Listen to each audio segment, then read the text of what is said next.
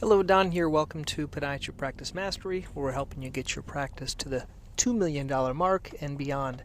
I'm going to share now a kind of a experience that I had. I like it when other doctors come and visit me because I always learn something, and hopefully this Dr. Brian that came, I don't like to use people's full name just in case it's kind of weird when you hear your name on a podcast if you're listening to it. But Brian came out. He is a fellowship-trained doctor in Florida, and he is currently working for a doctor and then opening up his own practice. And so I was really impressed. I met him at a recent AAPPM meeting, and I said, hey, why don't you come hang out for a day? And I really think my biggest takeaway with this young doctor is that he spent his own time and resources to come out to visit. And he's done this not just with me, with any other kind of successful doctor. So I think I even kind of look back into what I've enjoyed the most about a residency and also about being in practice and even in school is the idea of visiting other doctors' offices. I frequently did this starting as a student. Every doctor that I could, I went and visited them. Did the same as a resident. My joke is when I was in residency, we now, at the residency where I train the residents, there is a requirement to be at the residency from like 8 until 4 or 5 or something like that.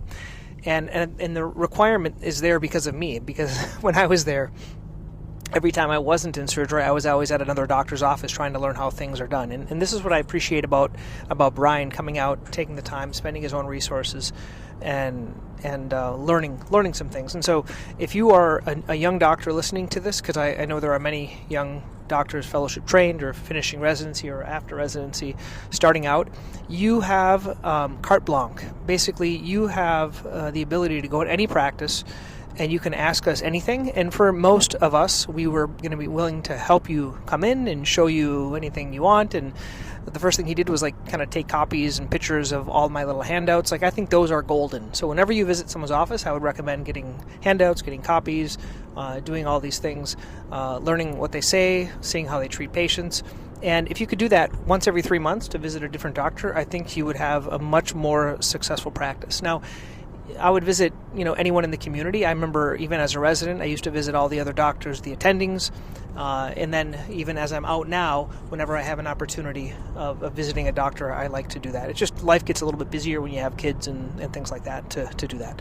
So with Brian here, he arrived, and a couple of things that stuck out, I think, kind of stuck out to me, which he appreciated, which I didn't really realize. So one is that when I was doing the treatment sheets, he's like, Don, would you recommend just giving this to the front office or have the patient give it to the front office so they know what to do next? And I never thought about that because I always have my scribe fill it out in the EMR, but you could just as easily fill out the treatment sheet and then have them fill it out or give it to the front office when they're checking out. That was a good idea. He also had a really good idea. He visited some other doctors and they had flat screen TVs in every treatment room. And I always try to think like the complex method of you could do these like Wi-Fi connected little boxes and put in these videos, but he said to me, all they do is they just take a pen drive and they put a couple of videos on there and they have them circulate. And I was like, wow, that's a lot cheaper way than all these other things that I've talked about. So if you have a TV and you want to put it and mount it, and then you can just put a pen drive with some well-made videos, you could put in like Instagram videos or some lectures with subtitles.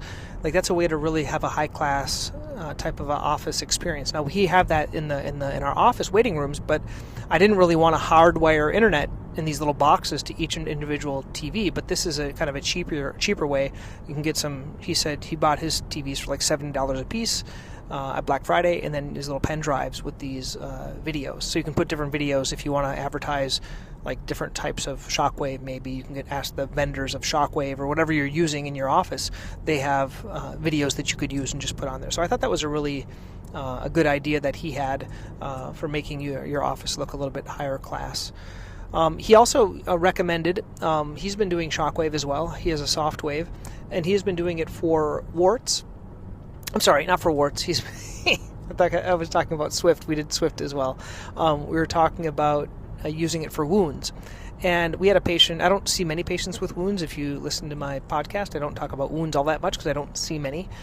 But the ones I do have, I had one that got collagen, and he was saying, hey, Don, why didn't you do Shockwave or for that patient, for that wound. And I'm like, oh, I don't tend to bill insurance. Well, he bills insurance, and he has really good success with Medicare doing it, even though it's still the T code. So, I know that my office manager doesn't feel all that confident. We're just a little scared of the takebacks, but I know other doctors have really had great success with wounds. So this patient, he's going to be in an ortho wedge shoe. So it's kind of offloaded first because he hasn't even been doing the basics, and then if it doesn't get better, then we'll do a series of Shockwave sessions. And I basically say we'll bill insurance, but if insurance doesn't cover it or takes it back, they're going to have to cover it, or I'm going to have to eat it. So I'm not really sure if I'm willing to eat it, but this is what he's been doing it for about a year, and I think it's the paranoia of having the takebacks, but he's getting good success. This Brian, who was with me the other day, he also kind of gave me some good feedback about doing MIS surgery. So I guess I do some MIS, like flexor tenotomies, exostectomies, but he was saying that he's setting up his new office for doing in-office like osteotomies and bunions and Taylor's bunions and things like that. Now, I don't tend to talk a lot about surgery because I don't do a lot of hospital surgery, probably because of the inefficiencies. But I like the idea of this MIS, of doing it in the office, because it wouldn't really take any time. Or a lot less time, I should say, than the hospital procedure. So he was kind of sharing with me about how he's learning that and planning on doing that in his Florida-based clinic. But he seems like a great doctor, just had a nice personality about himself, and he showed a lot of interest. And so as a benefit, I gave him kind of access to my online courses and things like that, so he'll give me feedback. So kind of a incentive to you if you want to come and visit me, which is always gives me a lot of fodder for the podcast, and hopefully I can help you. I'd be happy to give you some access to some of these online things that everyone else is paying for, because it's my treat to you for you coming out. But I think it's a lot of fun when other doctors come out. During my lunch hour, we both participated in a meeting with Swift. They are I think something has changed with Swift a little bit. I as I mentioned before, initially they said everything was cash pay, and now they're kind of going into possibly doing insurance, and I guess they're doing nail fungus too, or talking about it. So I think things are changing with Swift. I find I was kind of thinking about this. I was like, okay, when would I use Swift for everyone? So I kind of think about it like Shockwave. Like if you think about Shockwave. Okay, Shockwave, the machine is very expensive, right? Between $20,000 and $60,000, and then I use it on everyone, and because I'm not worried about the cost of doing it, because it reimburses so well, like $250 per session. The challenge with Swift, I feel, is that the tip costs me so much, and they're wanting to do insurance now. So if it's Swift and there's $250. And I pay a whole bunch for the machine, I feel like it should be free. So I think we all kind of get a little bit resentful of these tip things that we have to buy. I kind of wish there was like a hack around the tip. Or if the tips were really inexpensive. Like, I don't know how much. They charge $65 or whatever, or $50 or $20 or whatever. But I was thinking, if the tips were $5 and the machine was paid for, I would do Swift on everyone. So if they could get that Swift tip down a lot, and I could...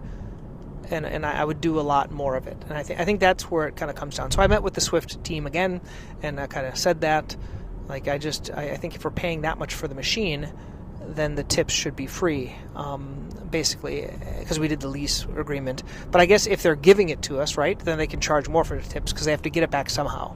So I think you can do it kind of either way. You can do it in the tip, or you can do it before when you buy the machine. But I feel like I'm paying twice because I bought the machine, or doing the payments for the machine, and then I'm getting reprimanded every time I use it.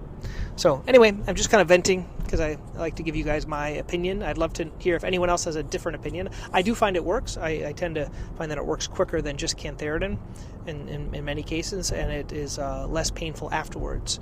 It's still painful during it though, but it's a little bit less painful afterwards. Anyway, those are my thoughts. Once again, if you wanted to come and visit, please let me know. Just reach out to me, Don at podiatrypracticemastery.com, and I'd love to kind of have you out and visiting the practice.